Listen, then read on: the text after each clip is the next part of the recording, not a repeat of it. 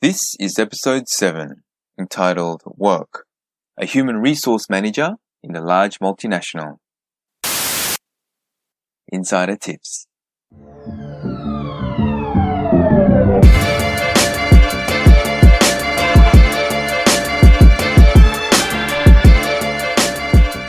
Hello world, welcome to the show. We work, rest and play. This is where we dissect, decipher and demystify people's work and their lives outside of work. I'm Dan, your host, and welcome to episode 7. We continue on from the previous episode and are talking work with Justin, where we continue going deep and getting real about what it's like to work as a human resource manager in a large multinational. In this episode, we dive into things like the importance of the alignment of one's values with one's career, Justin's reasons for applying for an MBA, some insider hints and tips on negotiating salary, the rewarding side of working in HR, how working in non-profits better equipped him to deal with work stress, and more. Alrighty, we are grateful for the time that Justin's given. On to episode 7. Please enjoy.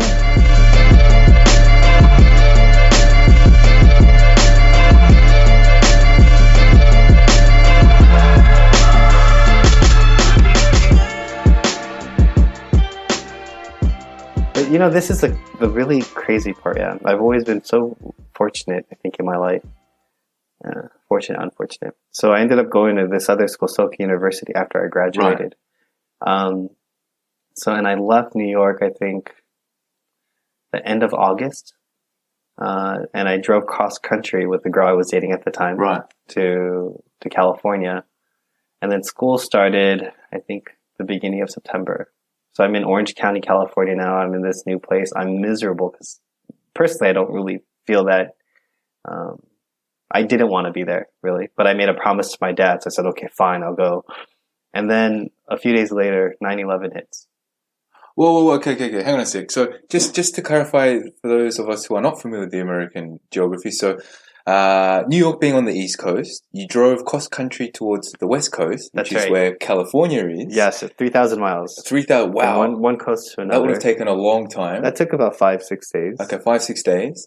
And then on the West Coast, within the state of California, is also a place called Orange County. Yeah, it's where Disneyland is. It's where Disneyland is, which I've also never been to. But I've been to California, but yeah. So it's about an hour south of LA. And then it's just beautiful. I mean, now I can say this, but it's in a city called Aliso Viejo, and it was a brand new city. There's a lot of young new money and lots of diversity. But you were miserable because so that school itself, while deep down, fundamentally, I feel strong about the mission. Oh, so Soka is in Orange County. Yeah. Okay, sorry. Yep. Yeah, but technically, I was there because I felt pressured for my dad to go. Oh, of course. My dad pulled out one of these, have I ever asked anything from you before? I was like, no. Dang. Then this is the one thing I'm going to... It's kind of like his dying wish. Oh, my goodness. So it's okay. So... Does Soka have any Buddhist roots? So fundamentally, the school was founded by the current president of Soka Gakkai, which is a Buddhist organization. Ah, right. So while the school itself is non-sectarian, yes, and we don't teach, the school doesn't teach Buddhism or practices or anything like that. The roots of it, again, fostering a steady stream of global citizens living a contributive life. Yes. That's all Buddhism, right? Yep.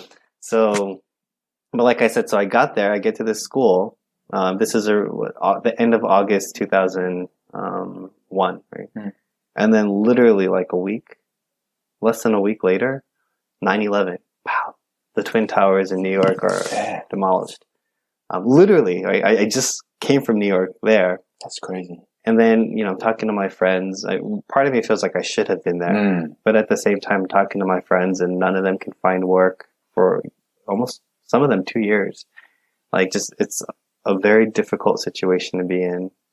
I can't do anything. I'm helpless. I want to help, but I can't do anything.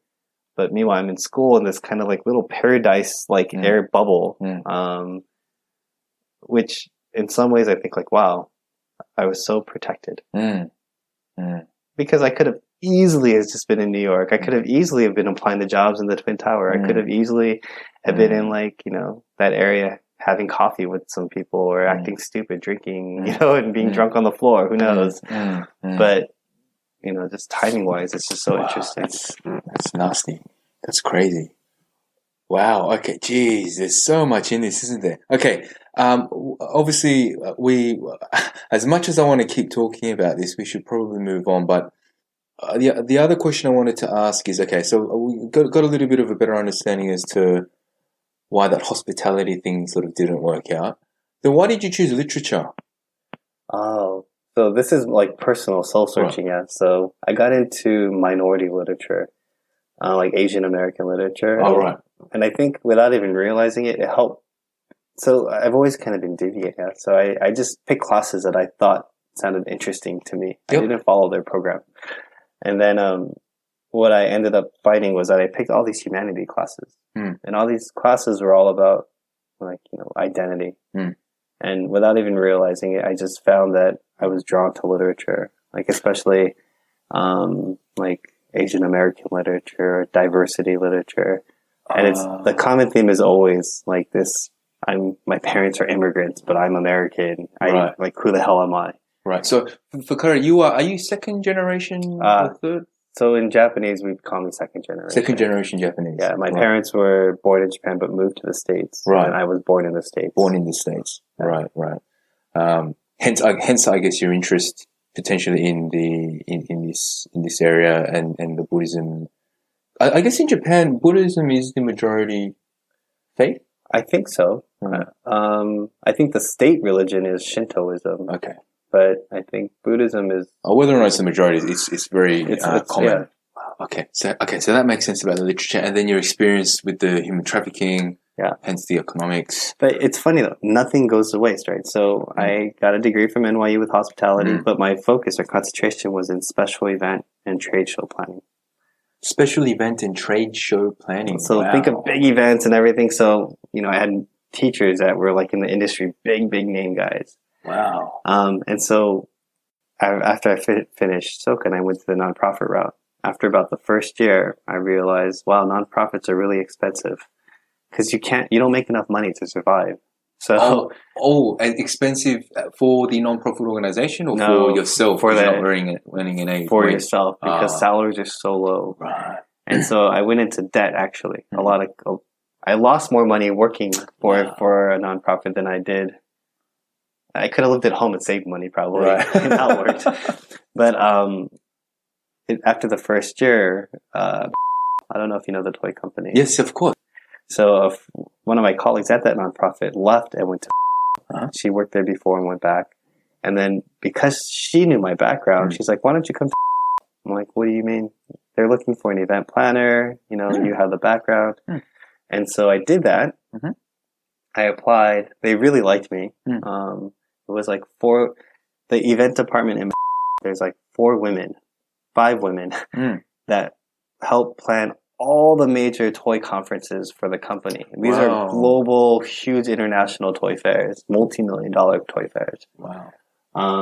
And so they liked me, and then I ended up working for them for about a year and a half. Wow. Like, it's amazing. My salary doubled overnight. I was like, whoa, how did this happen? And you were in the nonprofit for a year? About a year. Okay. Right. About a year before that. And then after about a year and a half of there, I realized I can't do this. How come? Because even though they're toys and, the idea is you're selling toys for kids and there's such a good reason behind it, at the end I just felt like this is all just profiting off of kids, and this isn't really all that, like the spirit of really trying to help or bring cheer wasn't there. Is that the soccer influence coming out, or is that just your fundamental values? I think that's my fundamental values. Right.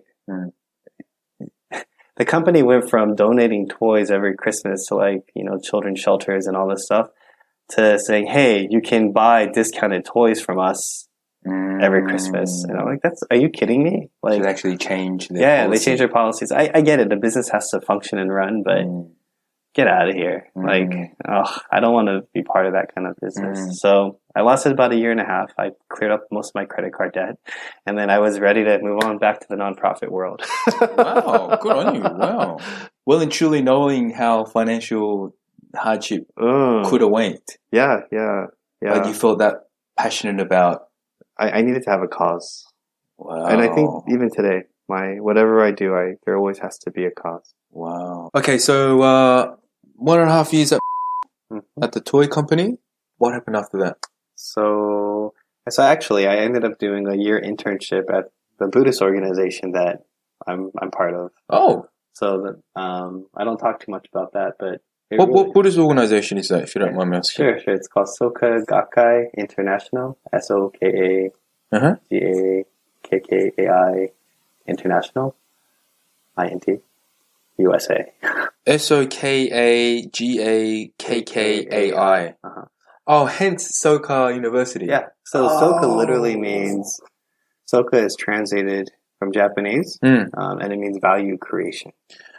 Right. I thought Soka was like some sort of acronym. No, it was actually a Japanese word. Japanese word. Oh, very good.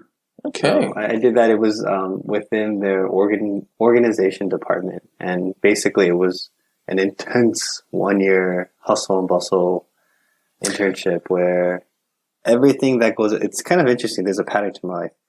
Everything that touches all of the members across America, on paper, it's like 120,000 members, but everything that goes out from like the newspapers, communications, and everything kind of, back and forth goes through the organization center. So that's the part of the nonprofit that I was supporting. So you're talking about all the communications that go out related to this Buddhist institution? Yeah. Goes through a place called the organization department. The organization department. Yeah. And that's where your internship was. Yeah. Right. So even my work even my internship in the Buddhist organization has always kind of been people-centric. Oh, right. That's my point, yeah. And what was your role? It's everything. Like, it's literally, it was like, there was three kind of international conferences that would happen where people from Australia, New Zealand, and other parts would come into the States. And we would host 3 days, like a study course, kind of on Buddhist doctors kind of stuff. But they would come from all over, and then the interns and the staff would support that whole movement. So it's like event. It's event planning. Basically, it's event planning. But doing everything. Everything. Like picking them up at the airport, making sure transportation is coordinated. And what got you into doing that? I had other people that did it, and they said it was just a really great experience. They said it was the hardest thing they've done in their life, and I was like, get out of here. Like, no way. Really? It's just you're working for a Buddhist organization. Yeah. How hard could that be? Huh. So I kind of wanted to see. And then going into it, I was like, oh, shoot, it really is. Because it's a nonprofit. All of the money that's used to keep that organization going is so that it can benefit the members. So that means, even my pay, even though it's minimal as an intern, it's money from the people. So everything that I do has to be about the members. So it's kind of taking this like concept of empathy to like the nth degree. Right. So even my behavior, from how I'm acting, from what I'm doing, from the work we're doing, are we really creating value? It's not, I can't sit in front of a computer for 8 hours or 10 hours a day and think, oh, it's okay, I'm just, just doing whatever. It's, no, we got to get stuff done because this needs to go out to the members. Or like this communication. Yeah, it's not just a editorial piece. No, this editorial piece is conveying a very important message that will help encourage members, and it's going to be disseminated like literally across the U.S. So this internship, was it a volunteer internship? Were you paid for this? It was paid, but very minimal. Okay. And they provided housing. But literally it was like nonstop. So this was sort of, the reason it was so tough was it was just physically demanding? Like physically, emotionally, and I guess to a certain degree spiritually too. So, I mean, people don't, Joe Schmo off the street isn't going to apply for this internship in a Buddhist organization. It's maybe members that feel like, oh, I want to be able to help more and kind of give more and dedicate myself. Long hours? Standard work hours. So technically it's from like 8 to 5, but there's work you can do before. There's work that would require you to stay after. You could potentially say I'm done. Some people do that. Mm. But at the end of the day, it's not work that I'm doing for me. It's going kind of for the community. For the community of people. So it's like, it doesn't really end. Oh. And you got into this just to sort of check it out. I got into it. I applied once way earlier, and kind of as a joke, I was like, yeah, sure, I'll apply. I really have no intention of doing this. But I think after being at for a year and a half, and then kind of being in that position, seeing like how superficial things are, and then being approached again about, hey, would you be interested in doing this? Oh, let me try applying, and then actually getting selected. I think there's also the piece where I realized I could contribute a lot at that time, you know, because it's a nonprofit. Nonprofits aren't run like efficient businesses. Right. There's lots of opportunities to improve things. So that's probably particularly why I was so busy. Okay, so you were, I guess once again looking out for the interests of this organization, and hence you were doing what you needed to do plus a little bit extra, I'm guessing. Yeah. And things like that. That being part of your nature. If you're, I notice if you're passionate about something, you'll go the extra yards to do what you think is right, which I think's really, really good. Wow, this is now this you've actually even worked at more nonprofits after that, but I guess then that's I'm going to have to we'll park that for part 2, sure. Assuming there's going to be one. Oh, geez, this is really impressive. So you went from to a number of nonprofits. Yeah. That Soka Gai, how do you say it? Soka Gakkai. Soka Gakkai included. Yeah. And after that, what? So after that, basically I left. Yep. I did this internship at the SGI USA, Yep. Soka Gakkai. Then I went through 9 months of unemployment. It's just the market was crap.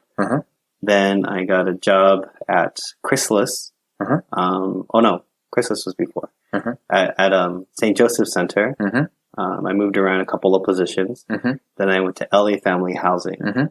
And then after that point, I realized I'm kind of stuck in this part of my life as a case manager.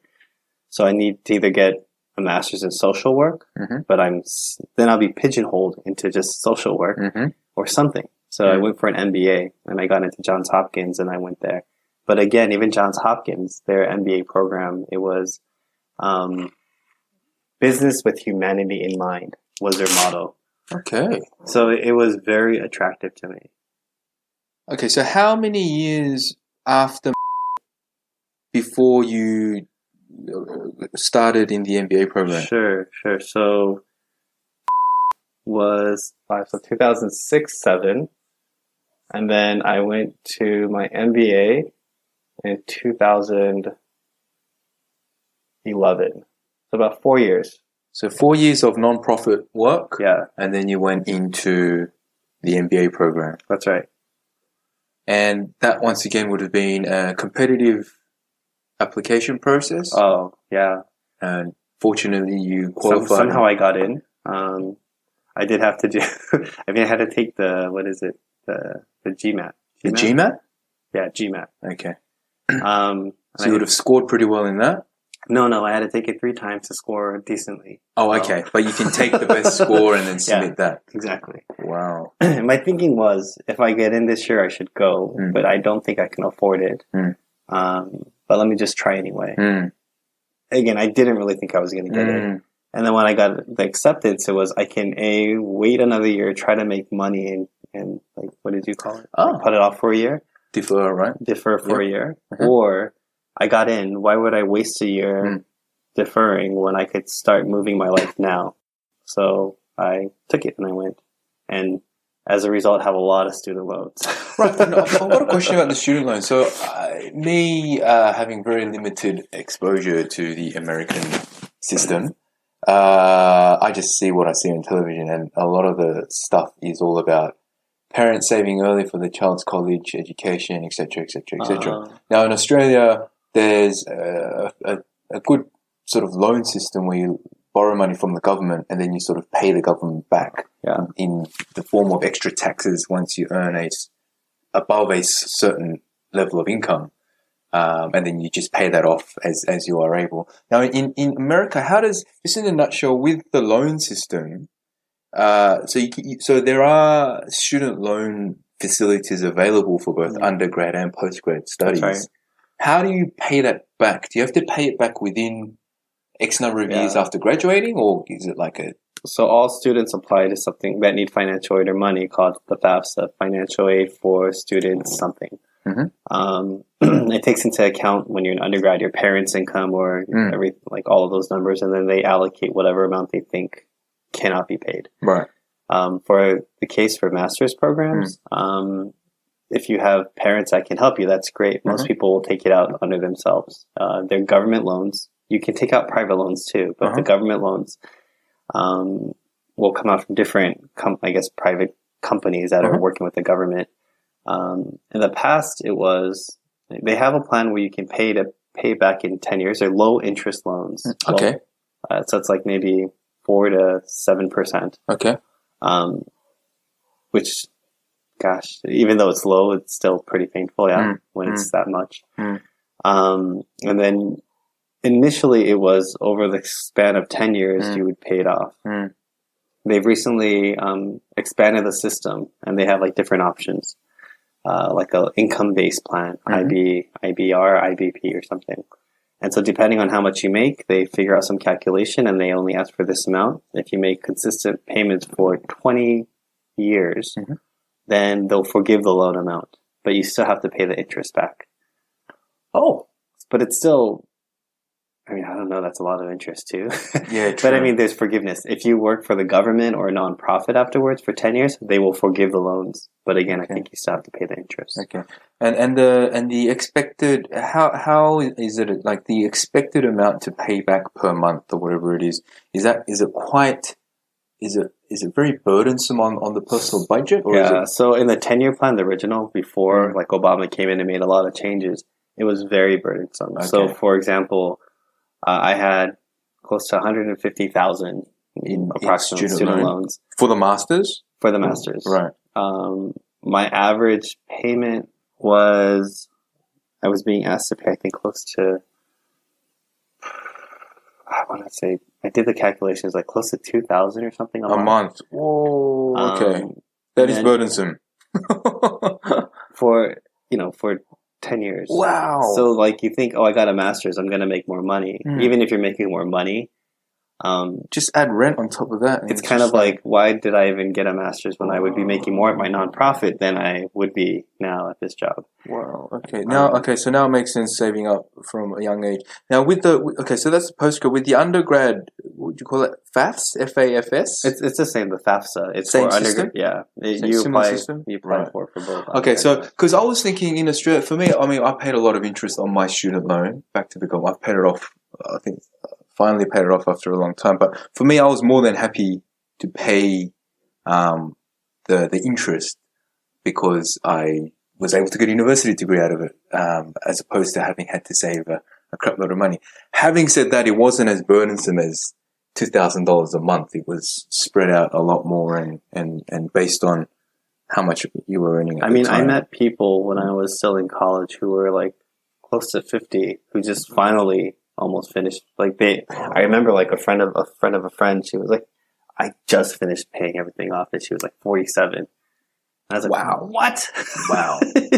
Wow. So they kind of stick to you. So I don't, they say student loans are good loans because the interests are low. It doesn't have any negative implications. But it's still a big financial burden. Yeah, literally. If you could pay it off or if you cannot have it, I think most, again, coming from like an immigrant family, right? My parents, we never had a lot of money. Right. I would never say we were poor, but we never had extra money lying around, so we didn't have a savings account for the kids. Yeah. I was the same. Hence, I love the Australian loan system. I think it's fantastic. So hence, I thought, the US system would probably be something similar. So I don't see what all the fuss is about. But then hearing these numbers, it's just like, yikes. That's tough. That's really tough. That's another thing, diversity. Like, so a lot of the times minority groups, they have like special funds or, they'll give scholarships to different people. And I had a friend who was Latina, and she got like a Chase Bank scholarship, and They basically paid for a college education because she worked hard. She definitely deserved it. And, you know, she's doing a great thing, great job. But she doesn't have to worry about loans. You know? So it's kind of funny. It's like the middle average-ish kind of person. Those are the people where it hurts. With the Chase Bank scholarship, she'd be expected to go work for Chase. She did, right? And she did for like a few years. Wow. But still, I mean, working for a big bank like that. Not a bad deal, right? Yeah, exactly. Not a bad deal. Jeez. Wow. Okay, so you've done all this non-profit work. You were fortunate enough to make it into the MBA program. That goes for what? 2 years? 2 years. 2 years. And then after that, you went into the business leadership program. The HR leadership program. That's right. Wow. Yeah. Okay. So I would imagine all your background in this non-profit work would definitely have assisted a lot in you getting to a competitive program. Like, so yes and no. It's interesting. I mentioned before I interviewed, yes. I interviewed for other kind of big name companies, and it's always a slap in the face. And where's your commercial experience? Yeah. Well, why do you want to come into the private sector? You know, we're here to make money. You're here to work for free. Like, that's not what nonprofit means, guys. Like, come on. But I was fortunate. I had another internship during my MBA at, I don't know if you know what that company is. Not familiar with it. It's a facilities management company. They basically run all the prisons and build all the prisons in the UK.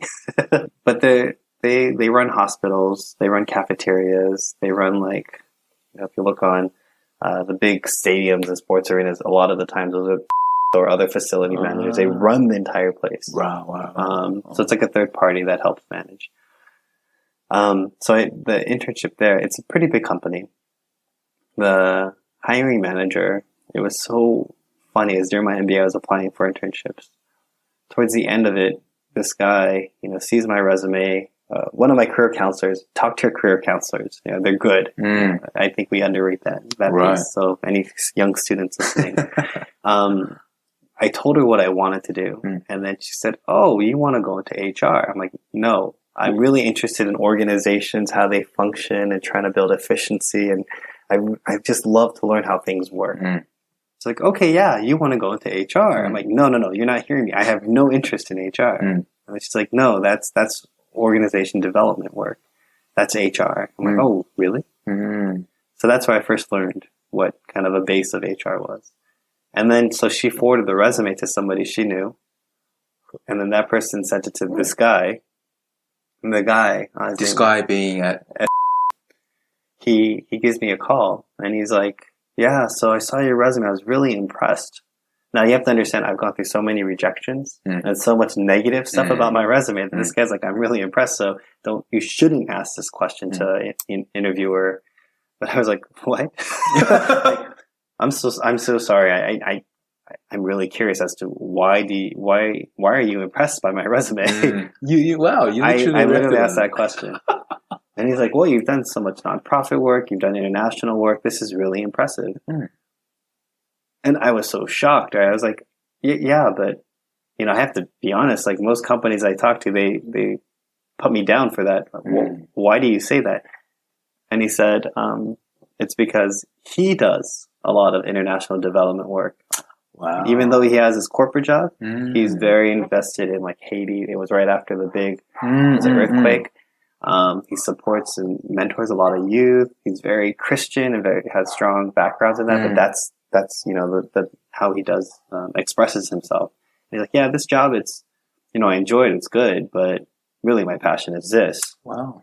And I was like, "Okay, we can be friends." So he hired me, literally. Wow. And that was, you know, that's kind of the first big step away from the nonprofit sector. Right. Even though I had that, I don't think people saw that yet. And then, then I went through my MBA and got the job. Oh, sorry, the multinational company job. Wow. Okay, so we went from... So my MBA, and then how that led to the multinational company, the leadership program, is another interesting twist. So the guy that the first person I spoke to at that African American diversity MBA conference. So we hit it off really well, Mm. and then he recommended the second interview. The second interview was actually with the program manager who makes the decision who to hire. Mm. He was from the military. Mm. He had a bald head. Mhm. He was very rugged looking. I saw his LinkedIn profile. I was like, "Ooh, I'm gonna talk to this guy." Wow. I couldn't read the guy. And What was he? Was he? Did he look like he was? he looked military, like- serious military. Right. And I Like was very senior, lots of credentials and things like not that. just that, just his look. The look. Okay. I don't know if I can get through to this guy. Right. And so when we started talking, again, I felt so fortunate. The guy started digging into my nonprofit experience, Mm.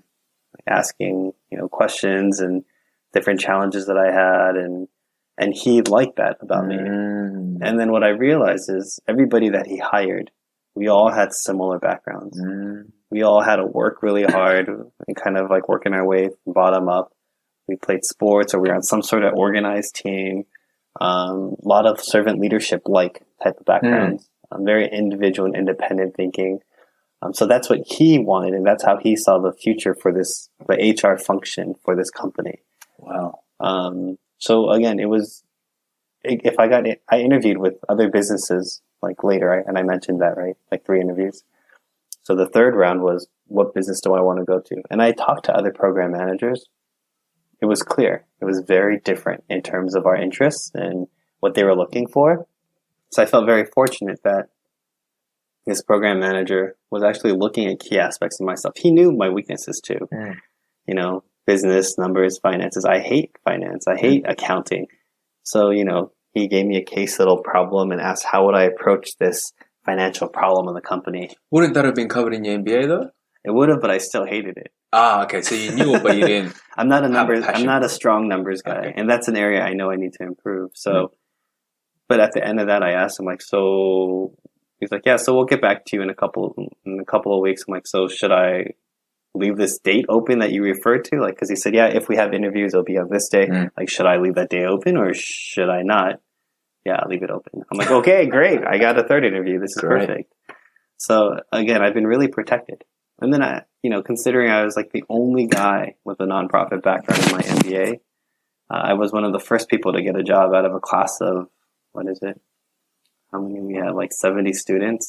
That's saying something. Johns Hopkins is a what's the word? Well-renowned. But you have a lot of entitled people too, yeah. Mm. That think, That's I'm impressive. at Johns Hopkins, I'll get a job, and they don't really put the effort in. Right. But definitely me and the handful of people, we put a lot of effort in. Good on you. All right. And I guess that's part of the whole job application process. It's not necessarily that there's something wrong with you. It's just that it's whether your profile matches what the recruiter is looking for. Yeah. And of course, you need to put the effort in representing yourself, but you just got to stick it out until you finally find that match. That's you may right. not like the organization. They might not perceive you as to be a good fit, but it's a numbers game, right? You got to just apply to as many places as you can, the right way. That's right. Right way. And obviously that FaceTime you mentioned is key. Wow, so much. And we haven't even covered everything, but I'm going to steer it back to your day job or your recent day job. Okay. And just steer it back there as we sort of head towards the end of the work segment. So if we could just think of, like you mentioned, your role in recruitment in career at the moment is more a temporary thing. Yeah. So probably if you could put your HR manager hat on, which you were doing very recently in the States, could you describe what a typical day for you would be in that role as a human resource manager? Sure. Guess it would depend on what kind of typical day. Right. Of course, it depends what fires you're fighting, but if you were to just generalize, I think a smooth day might be spending a little bit of time on the computer responding to emails. So you would start what time in the morning? 8 a.m. 8 a.m. Wow, that's early start. Is that does everyone start at that time, or do you like to get in a little bit earlier? No, I think most people we all get in around 8 o'clock. Right. So again, it varies by location. But Yes. when I worked in Grand Rapids, Michigan, everybody is so casual. So 8, 5, Sundays, Fridays, everybody's gone by 3. There's no cars in the parking lot. Same thing with Milwaukee. The Midwest, it's just kind of that feeling. But when I was, working at out in, Maryland, no, people were working a lot later. Till like what time? No, cars were in the lots till 6, 7. Right. So it always varies by company and by location. But so I get in at 8, check some emails, make sure there's no fires. I might walk the floor, meaning just kind of walk the areas where all my employees are, just so they know I'm available or accessible. Oh, wow. Talk to people, see how they're doing. If there's any meetings, make sure I do that. One of the things that we like to do is always check on kind of our top talent. So I know who the really strong employees are. So I always try to engage and see how things are going. That's more effort to sort of endeavor to retain the talent? Right. Exactly. Okay. And if there's problems, the thing is that there are always key people in an organization that know everything. So people that have been around the longest, you have the admin assistants, they know everything. So always check in with them and see how things are going. Hey, what any issues going on? Actually, I'm interested. Is that talent retention sort of, I'll call it initiative of you sort of proactively approaching it. Is that something you do out of choice, or is that something your management say, mate, you checked up on this guy recently? It's something I do out of choice. Yeah, see, I thought that would have been the case. But it's also like, I think good HR people will do that. And you also want to know, how are the people that aren't doing so well doing? Because you don't want a fire to explode in front of your office where like one day you have an employee saying, oh, my manager's treating me like this, or the manager like, I want to put him on a performance development plan. But you find out actually the employee's father is sick and dying and that's why he hasn't been around, or there's other things in his life going on. So let's actually talk instead. Then, I'll hop into some meetings. I usually have all the managers invite me to their staff meetings so that I can join. Again, I want to have a presence. So this is, I kind of mentioned before, there's a business partner role and there's an HR manager role. So having visibility, being accessible, having employees feel like they can come and talk to you. That's the most important thing. You sound like the ideal human resource manager. Because what you do sounds, I think it's quite rare. But the thing is, the other thing to keep in mind, so the company I work for recently kind of emphasized this piece, right? To be honest, I didn't like it in the beginning. I wanted to do the business partner role. I like learning about the different functions. What are we doing? What are our issues? How do we fix it? What are our goals for the bottom line? Like, I like that a lot. And then, I'm an HR manager, so sure, I'll talk to people. So before it was very integrated like that. And then when we made this switch over, I struggled. And, my manager told me, she pulled me in like 2-3 months after I started. She was like, I'm really disappointed in your work. I'm like, what the hell are you talking about? I think I'm doing a great job. She's like, no, I really wanted you to engage with employees. I wanted you to know everybody's names, all 300 people's names in the first 2 months. I'm like, F you. Are you crazy? No, that's not my style. My style is I'll get to know people little by little. Yeah. But she clearly had a different thought, and I remember coming home. I was so mad. She's like, so what? My manager. So do you have anything to share? Any thoughts? And she was just being very open, and I appreciate that. That's her demeanor, and I realized I'm the same way. I try to be very open and transparent, and I don't say things to be judgmental, but just, hey, did you know? And so after a few days of processing, I realized, okay, let me just try. So I shifted gears drastically. And it's funny, the first thing I did was I set up my office on the floor with all my, whatever the open cube was, I just made that my office for the day. And like 3 days a week, I just worked on the floor. So you had like the activity-based working system. You could just sit anywhere on the floor. Well, if there's an open cube. Okay. But everybody had their own cubes. Oh, people had individual cubes. It's not an open plan. It was open, but not free-flowing. Okay. Yeah. And so I had my office, so HR was kind of separated. And so I said, okay, well, first step, let me just put myself on the floor and I'll just work with everybody. Everybody's like, what are you doing here? Guys, I'm here if you need anything. I'm just doing work. Wow. So I kind of planted myself in there. And good on you. Yeah. Actually, it became a best practice, I think. So you're actually tapping into the human part of human resource Yeah, management. that's right. And I think so. I think I wasn't bad at it when I was in Washington State because I had to. That was my role. But ideally, I wanted to be a business partner, so that's what I was focusing on. But in my last role, it was really as an HR manager. So that's what I mean. There's so many pieces to HR that, depending on, I wouldn't have thought that I would one like HR. Two, I love business. I love the business piece of it. Well, I would have never thought I could get that out of an HR function. But if in an HR business partner role, you can do it. Or there's something else called ONTD, Organization Talent and Development, meaning you're basically focusing on talent and the development of the organization. Oh, who would have thought you could do that in an HR function? So there's so many different aspects to it. It's amazing. Okay. So right now then, would you consider yourself more passionate still in the whole how things work at the organization level, or are you still has your passion moved more towards the human side of things? So I'm always passionate about people. Right. That's kind of a given. In terms of where I am in my career, I want to dive more into the business segment. Gotcha. Yeah. Okay, so just to finish off the typical day, so then lunchtime. What do you normally do? What do you do for lunchtime? So lunch, I'll go one or two ways. Either I'll go off site and have something with my colleagues, or I'll go into the cafeteria and I'll join my colleagues or my employees. I like to schedule lunch meetings. So sometimes what I'll do is when I have to talk to employees, I'll just say, hey, let's grab lunch.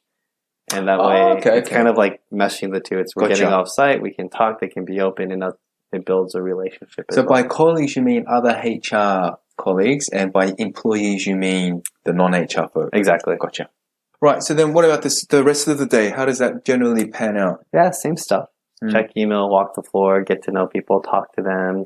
If there's any meetings, have my one-on-ones. If there's any problems, put out fires. That function also requires a lot of training, or like disseminating trainings and different initiatives. So there's always that piece as well. Fires, that word comes up quite a lot. Can you give some examples of, I can already envision a bunch, but from your perspective, who's worked in the area, what are some examples of some fires that you need to deal with as a HR manager? So I think the worst case that we have to deal with is when the company says we have to lay off a bunch of people. And that's like it's not quick fire. It's literally a slow burning fire, because we have to prepare for it, do a lot of paperwork, and then. How does that work? I'm sure it's different per situation, but generally, are you guys given names? Okay, here's the list of people you need to lay off, or it's this X% of people, or it's this amount of money in salaries that we need to cut. How does it generally work?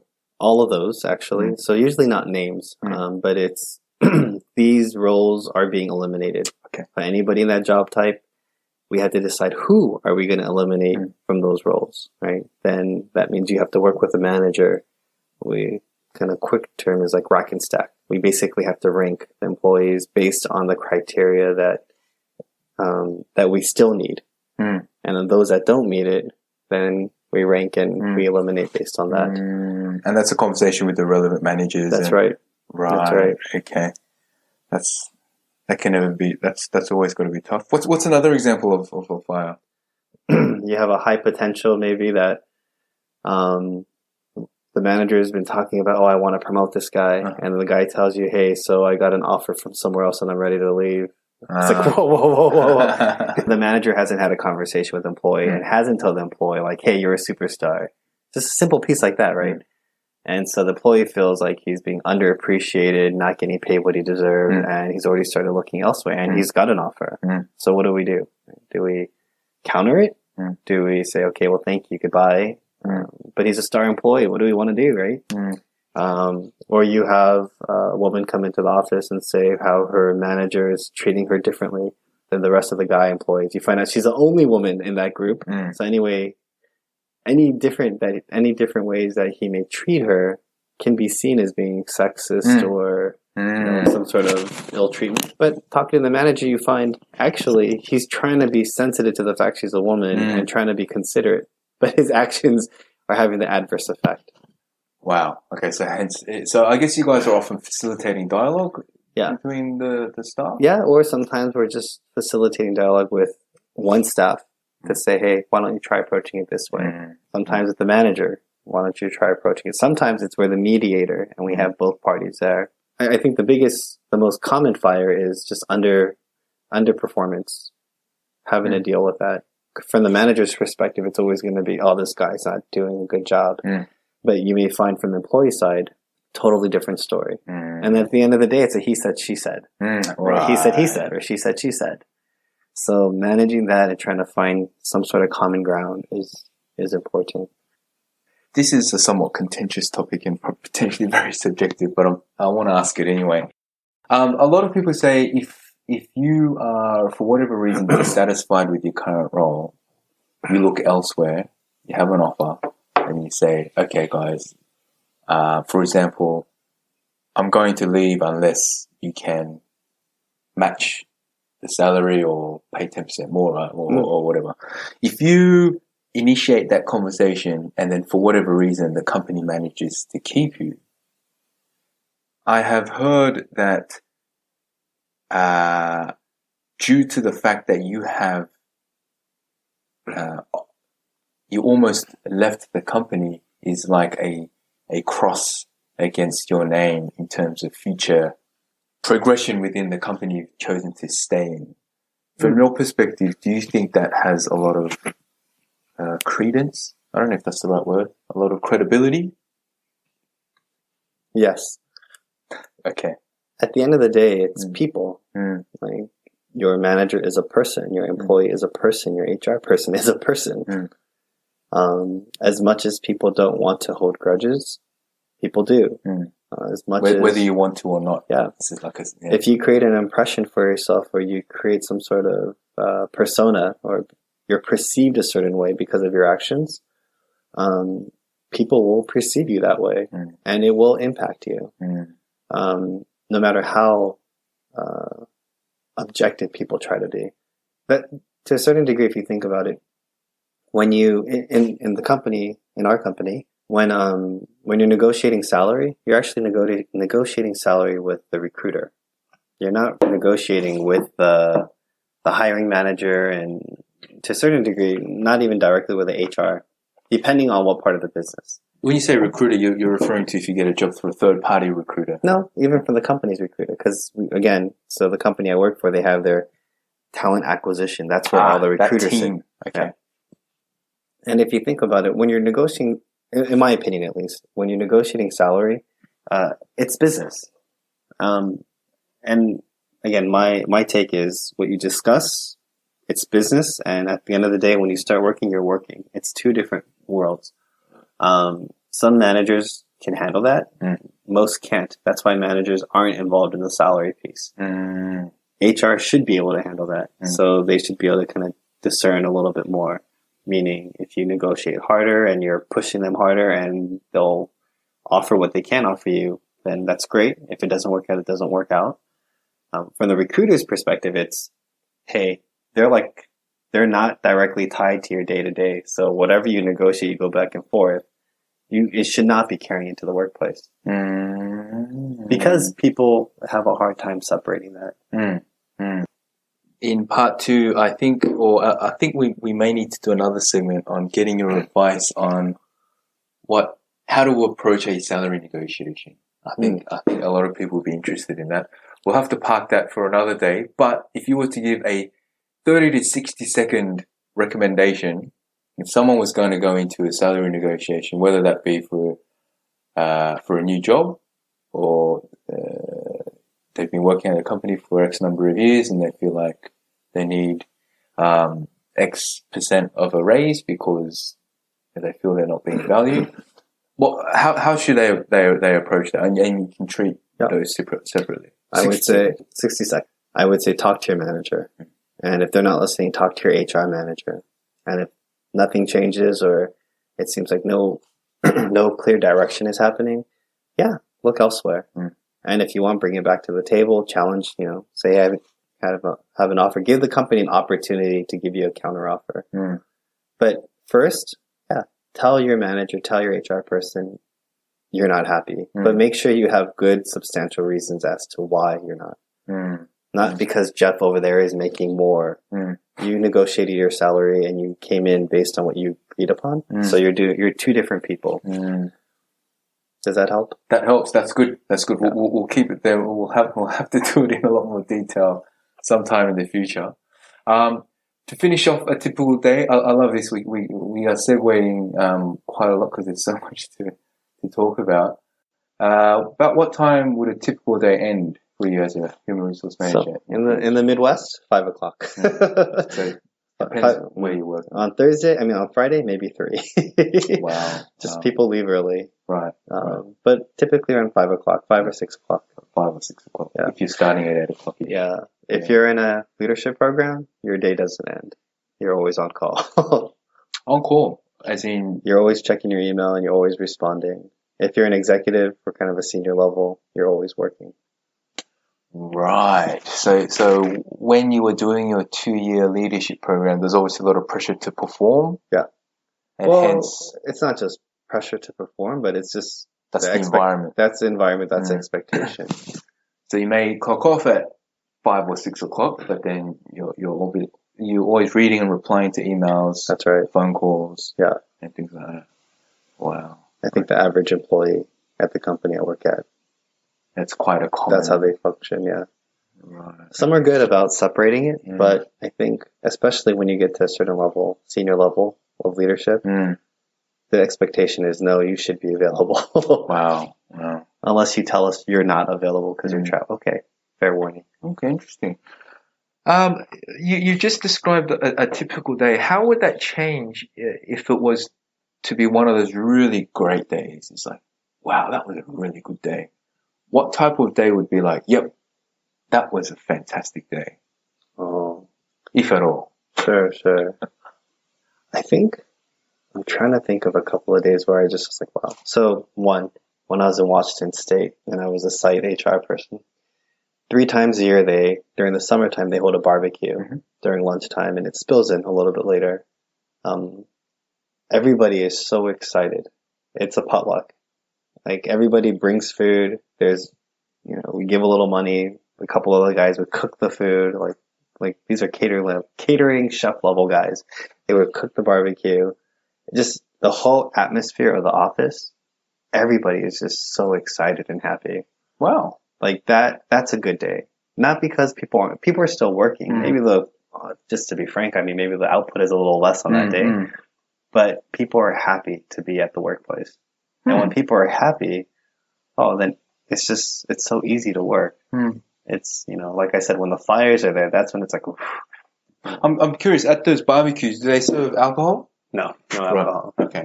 The company I work for doesn't sponsor that. But I guess, so what you're saying, in a sense, everyone essentially gets along well. So if you were to hold the barbecue like that, people will have fun. Yeah, but even people that maybe have some tension between them or different departments, it brings everybody together. And I think that's the rewarding part of HR, right? Is you get to see everybody, you get to know everybody, you know what pushes and what brings out the best in people, what brings out the worst in people, what everybody's different circumstances are, but only you know. So you can kind of highlight other things, right? So, another plus time, like a great day would be like when maybe after coaching a manager for weeks about his behavior, how he interacts with his team, you go to a staff meeting and then suddenly the team, like they're engaged and they're having a great conversation. And then later the team says, from talking to them one-on-one, I don't know what happened, but there was a great meeting, or they leave feeling encouraged or invigorated or ready to work. It's like, oh, wow, that's good. So your coaching of that manager had a good effect. Yeah. So then it benefited his staff. Because you can see the results of your hard work. Right. Oh wow. Okay, so you touched that up with the mentioning of the fires, but how would that change if it turned out to be one of those really crappy days? Like, damn, that day really sucked. What would cause that to happen? Yeah. So kind of mentioned it before, the biggest fire, right? The slow burning Mm, inferno when you have to do like 7, 8 layoffs in one day, or mm, um, it's not just the layoffs and it's not just the individuals. mm, Like that sucks, mm. but the the aftershock of that group, of the people, that whole site, you have to manage all of that. And the question is, well, is there more? Am I next? Who else is there? Mm, There's a mm. fear, right? Everybody Like the doesn't morale just hits rock bottom. exactly. Yeah. So that's probably the hardest days. I think we've covered this already, but just wondering if you, in case you've got anything further to add. If I was to ask you, what do you love about your job? You sort of touched on it, but if you were to summarize it in a sentence or two. So definitely the people, Hmm. but I mean, based on You like the people, you like interacting with the people. no, I've always enjoyed learning. I've always really loved getting to know people Mm. and understanding where they came from, their backgrounds. How did they end up where they are? That's just something that I always enjoyed. But where I am right now in my life, I really love learning about the business. I Wow. love talking to the managers and understanding, how they're trying to meet their goals or their profit margins, and how they're not, um, how the different functions are working and how they work together. Like that for me, it's kind of like a MBA part two. Well, I was going to say that sort of. I can now understand why you would have considered a consulting role early in your career, because obviously you can do that in a HR capacity. Yeah. But that's effectively what management consultants do. Of course, depending on what your focus is. But Actually, I got an offer. I initially I interviewed for a consulting company. uh-huh. Like, I think one of the big five, right? Yep. And I got the offer Wow. in human capital consulting. Uh-huh. And I had to choose between this multinational company and this consulting company. Oh. And at the end of the day, I chose the multinational company because from talking to everybody, it was just so much more in depth. Like Wow. the knowledge base, I talked to HR people and I didn't know they were HR people. Wow. I thought they were the commercial leaders. I thought they were the service Okay. leaders. I was like, and then later, like literally months later, I'm like, so where are the HR people? Like, what are you talking about? I really had no clue. But then I spoke to the consulting Right. agencies, like this firms, like people. Hmm. It's like, oh yeah, Friday we go out and drink. Oh yeah, you have to really fight hard to get your next job. I'm like, this is like an MBA part two. Like, I don't Right. want that. Right. Right. But 2 years in this company, I could probably go anywhere Wow. because that's just Oh, 2 years in that in this management, that consulting role. company, Right. yeah. Right. Because that's how consulting companies work, right? Mm. 2 years, you either go up to a partner or you don't, and then you move on. So, and they Wow. paid a lot more. So Okay. Well, but that would have been a good dilemma to have two great job offers. it was a dilemma. Wow. It was a dilemma. Wow, that's very impressive. Okay, so then if I was to flip it, and once again, you have mentioned it, but if you were to summarize in a sentence or two, what do you hate about your job? What would that be, if anything? A human resource job can become very transactional, meaning just processing, going through emails, doing the same thing over and over and over. If you aren't engaged with people, it can easily become very repetitive. And I think I feel fortunate because that's one of the things we're trying to steer away from in the company I'm at. From my perspective, I was thinking if I was to put myself in your shoes, it seems like a potentially very stressful job. Having to deal with people, hearing about people's problems. Yeah. Effectively, you are becoming their shoulder to lean on a lot of the time, I'm guessing. So this sounds horrible, but I've had more women cry in my office than I've Right. actually had women cry in front of me in my private life. That's what I'm saying. Like you have to handle these situations. But it's funny. So 4 years in nonprofits plus, right? Oh. And right. the type of people I was working with were homeless. A lot of them had substance abuse histories or mental illnesses. The worst employment situation I've ever had to do was I had to evict a family, low income family who hadn't paid rent for a year in a low income housing unit, which was like barely a couple $100 US a month. But we had to evict them because they couldn't pay or they hadn't been paying. Oh, gee, and that's then heartbreaking. literally moving all their luggage into a storage, their furniture, everything into a storage unit. The rest of it that didn't fit, leaving it out on the curb. Having the locksmith come change the lock after we kicked them out. Like, and that was a family of 4 parents and 2 kids. That was difficult. Literally, that compared to telling somebody that I'm so sorry you're going to lose your employment, but you're very talented and skilled and you can probably find a job somewhere else pretty fast. The scales are completely different. Right. You know? So, not to say that it's not important, you know, somebody laid off or having their difficulties at the workplace, but it's like you have a job. So I guess to maybe flip it around another way, your experiences has given you training in emotionally charged situations. Yes. So that you are well equipped to deal with a lot, I guess, relatively what I would see as a emotionally horrendous situation to you in the grand scheme of things. You're thinking you need to empathize and things like that. And you know how to handle these situations thanks to your training and experience and things like that. So hence, that makes you an ideal human resources manager. Flip it around. Do you like that? I think I really mean that. It sort of makes sense how your experiences have led you to where you are and how that helps you do your job very well. So I only have 4 years of HR experience. Formally, or 4.5 plus my internship. But technically, I feel like I have another 4 years from the nonprofit because that's all I did was people management, right? And that makes sense. That makes so much sense. Wow, that's fantastic. So we've already talked about how you got into here and your qualifications here.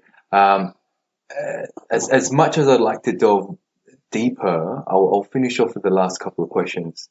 And essentially for our listeners out there who are thinking about pursuing a career in this field, in human resources or human resource management or something of that nature, and you have already given great pieces of advice, but if you were to give 1 or 2 additional or major, or 2 or more pieces of advice which you would consider to be the most helpful potentially for anyone considering a career in this, what would that be? So I guess first it would be decide what aspect of human resources are you interested in.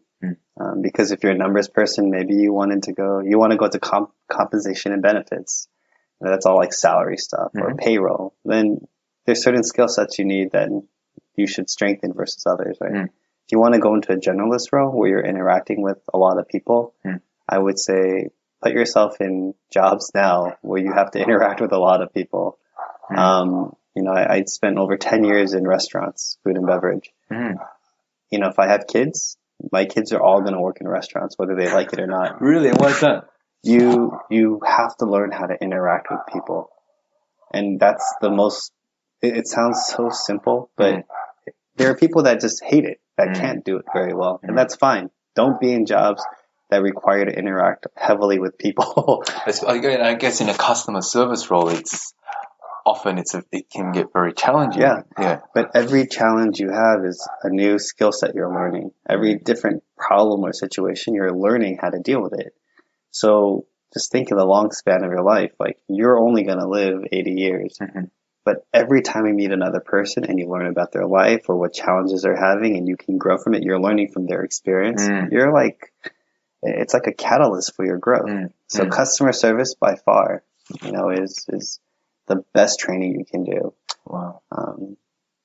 You mentioned, and I guess we can just list these, HR being such a wide domain. So you've mentioned composition and benefits. You've mentioned recruiting. What other areas are there for listeners if they wanted to look it up? So comp and ben, C&B. There's payroll. There's operations. So a lot of the back end processing and paperworks. They usually bring all that together. Talent acquisition, recruiting. You have the business partner role, the generalist role. There's learning and development. So that's more raising the talent. Some organizations have something like ONTD, organizational talent and development. And that's more, again, high level. So usually, so business partner ONTD would be kind of more of a senior role. What else? There's T&L. So all the travel and the travel that happens for all the back end, that falls into right. HR function too, because it has to be managed somewhere, I guess. So then the human resource management role that you are in is more the generalist role. That would be the generalist role. Right. So the generalist ties all that together. Gotcha. So if there's a question that people have that nobody can find an answer to from all of these other functions or HR functions, they say, hey, talk to your HR manager. And that's you. And then it's like, oh, shoot. Like, I don't know how to answer this. Okay, awesome. Final question for the work section. I always like to ask it for a bit of fun. If you could do it all over again, what different occupational career do you think you would have pursued? Ooh. If you could do it all over again. So I've talked about this with my wife. I don't think I would change anything. I'm very happy the way everything's worked out. But I think a fun career would be, or job career. What are those guys called at a construction site? The ones that, I can't remember the name. The guys doing the labor or managing the labor or? So the guy that's orchestrating basically the construction site. Architect? Not the architect. The architect is the designer. The foreman? Yes. I would love to be a foreman of a construction site. And why is that? There's something about all the moving pieces, like coordinating. So you have a plan and you know what you have to achieve, but then you have all the different work that needs to happen, and everything has to be timed at a particular moment, right? Right. So you can't build or put in any of those metal. I don't even know the names of anything, right? But you can't put any of those like metal poles or whatever unless you have a strong foundation. You can't have a foundation unless everything's already dug out and cemented and all the rebar is put in place. Like so then are you referring to more the foreman where you're there telling people what to do, or like the project manager or the? Well, I don't even know enough about that industry, the work, but the guy that's helping to coordinate all the timing for all the different moving pieces. I think that would just be so much fun. So it's not necessarily a profession I wouldn't go back and say, I wish I did this. But even today, like if I could switch over and just learn and understand all of those pieces, I think it would be such a fun. Purely for fun. I think that'd be purely for fun. Although it probably wouldn't be fun for the person that's paying for it. So No. Whatever gets you going. That's very interesting. But it runs in line with the way I think, right? So I love to learn how things work, and then to be able to change it, or I guess manipulate it a little bit so that you can have a more effective outcome. So understanding all of those different pieces and how they all work together and knowing the best way to orchestrate it so that it can come together to become this building or an apartment or whatever. I think that would just be so exciting and rewarding at the end of the day. Interesting. Oh, thank you very much, Justin. Thank you so much. We'll end it there for work. We've run out of time for today due to the initial 1 hour of troubleshooting that we had to do before we started. Thanks so much for your patience, Justin. Really appreciate it. We will continue with Rest and Play in a few days. We'll probably do that one over Skype. Sounds good. But look, thank you so much. Really appreciate it. And I look forward to continuing our discussion. Yeah, no, it was great talking to you, Daniel. Thank you. Thank you, sir. All right. And that's all for episode 7. Thank you very much for listening. In the next episode, we change it up and talk about what Justin does for rest and play to chillax and recharge outside of work. That episode is lots of fun with lots of info as well, so please check it out. Also, if you've been enjoying the episodes and you'd love to support the show, there is a way. You can become a patron via patreon.com. That is patreon.com. And you can find us by searching for We Work, Rest and Play, all one word, from the Patreon homepage. You'll gain a bunch of exclusive access and benefits, so definitely worth checking out. Every little bit of support is a huge help and goes a very long way in keeping this show alive. And of course, thank you very much for listening.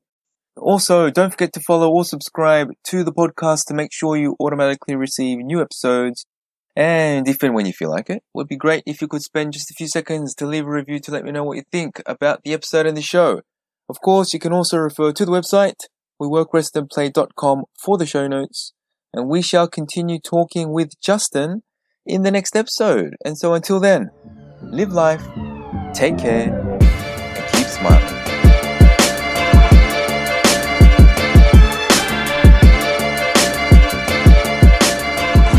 Outro music is an extract from the track entitled Falling Down by the artist named Ryan Little and is used in accordance with the Creative Commons Attribution License. Thank you very much, Ryan. Further references can also be found in the show notes at www.weworkrestandplay.com.